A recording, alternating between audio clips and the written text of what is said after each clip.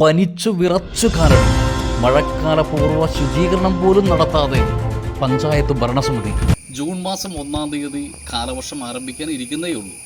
അപ്പോഴേക്കും കാലടി പഞ്ചായത്തിലാകമാനം ഡെങ്കിപ്പനി പനിച്ചു വിറച്ചിരിക്കുകയാണ് കാലടി പഞ്ചായത്ത്. മഴക്കാലപൂർവ്വ ശുചീകരണം ഗ്രാമപഞ്ചായത്ത് ഭരണസമിതി കൃത്യമായി ഏറ്റെടുക്കുന്നില്ല എന്നുള്ളതാണ് യാഥാർത്ഥ്യം. ആരോഗ്യ പ്രവർത്തകർ അശ്രാന്തം പരിശ്രമിക്കുന്നുണ്ട്, അവർക്കാകുന്നത് ചെയ്യുന്നുണ്ട്. വീടാന്തരം കയറി ഡെങ്കി പനി പടർത്തുന്ന കൊതുകുകളുടെ പ്രജനന കേന്ദ്രം കണ്ടുപിടിക്കുന്നുമുണ്ട്.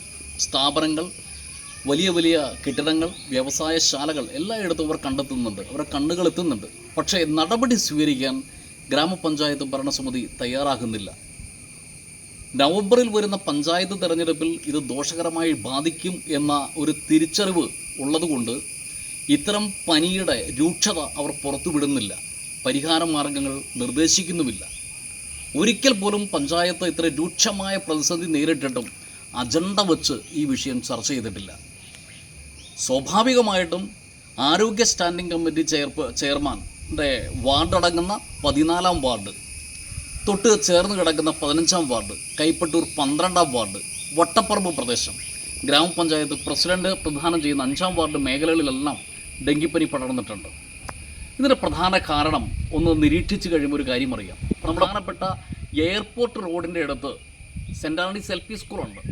LP സ്കൂളിൻ്റെ മുൻഭാഗം കാന തീർത്തിട്ടുണ്ട് പുതുതായിട്ട്. PWD ആണ് കാന തീർത്ത് 6-7 മാസം മുൻപ്. ആ കാനയിൽ കെട്ടിക്കിടക്കുന്ന വെള്ളത്തിന് ഒഴുകിപ്പോകാൻ ജലപാതയില്ല, കണക്ഷൻ ഇല്ല എന്ന് PWD AEയുടെ മുന്നിൽ ഞാൻ പരാതി കൊടുത്തതുമാണ്.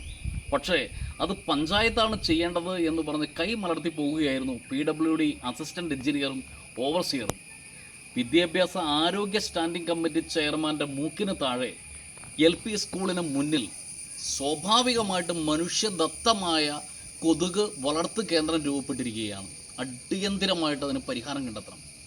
മാലിന്യമുക്ത നവകേരളത്തിൻ്റെ ഭാഗമായി CPIM പ്രവർത്തകർ മാലിന്യങ്ങൾ ശേഖരിച്ച് കാടും പടലും നീക്കി വൃത്തിയാക്കിയിരുന്നു.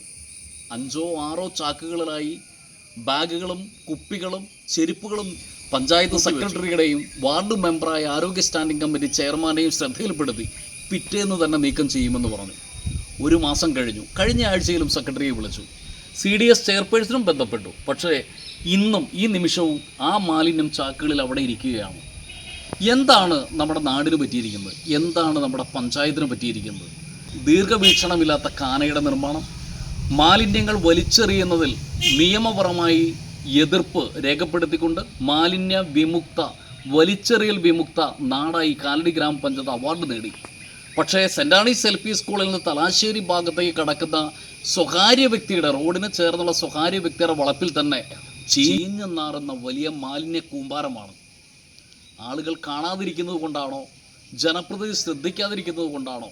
കൊതുകുകൾക്ക് ഇതൊന്നും വിഷയമല്ല. കാലടിയെ ഗ്രസിച്ചിരിക്കുന്ന ഈ ഡെങ്കിപ്പനിക്കെതിരെ യുദ്ധം, തീവ്രമായ യുദ്ധം നമ്മൾ ആരംഭിക്കേണ്ടിയിരിക്കുന്നു.